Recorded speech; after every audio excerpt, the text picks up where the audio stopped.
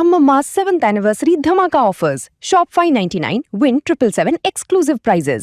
WhatsApp లో order చేయండి, gift పట్టండి.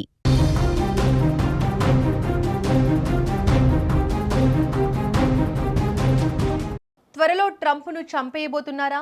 నెతన్యాహును కూడా చంపేందుకు ప్లాన్ జరుగుతుందా? అంటే అవును అనే అంటున్నాయి అంతర్జాతీయ నివేదికలు. అమెరికా అధ్యక్షుడు డొనాల్డ్ ట్రంప్ ఇజ్రాయెల్ ప్రధాని బెంజమిన్ నెతన్యాహులను లక్ష్యంగా చేసుకుని ఇరాన్ ప్రభుత్వం అత్యంత ప్రమాదకరమైన అడుగు వేసింది.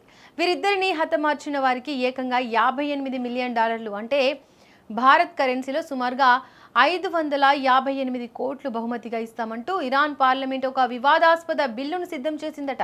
గత ఫిబ్రవరిలో Iran supreme leader Ali Khamenei మరణానికి ప్రతీకారంగానే ఇరాన్ ఈ నిర్ణయం తీసుకున్నట్లు సమాచారం. ఈ దాడి వెనుక ట్రంప్, నెతన్యాహు, అమెరికా సెంట్రల్ కమాండర్లు హస్తం ఉందని ఇరాన్ బలంగా నమ్ముతోంది. అందుకే వారిని నరకానికి పంపిన వారికి ఈ భారీ రివార్డును ప్రకటించాలని అక్కడి పార్లమెంట్ కమిటీ భావిస్తోంది. ఇరాన్ జాతీయ భద్రతా విదేశాంగ విధాన కమిటీ చైర్మన్ ఇబ్రహీం అజీజీ స్వయంగా ఈ ముసాయిదా చట్టం గురించి వెల్లడించారు. కేవలం ప్రభుత్వం మాత్రమే కాదు, అక్కడి ప్రభుత్వ అనుకూల మీడియా సంస్థలు కూడా ఈ కిల్ ట్రంప్ క్యాంపెయినింగ్ కోసం భారీ నిధులను ఇప్పటికే సేకరించినట్లు తెలుస్తోంది.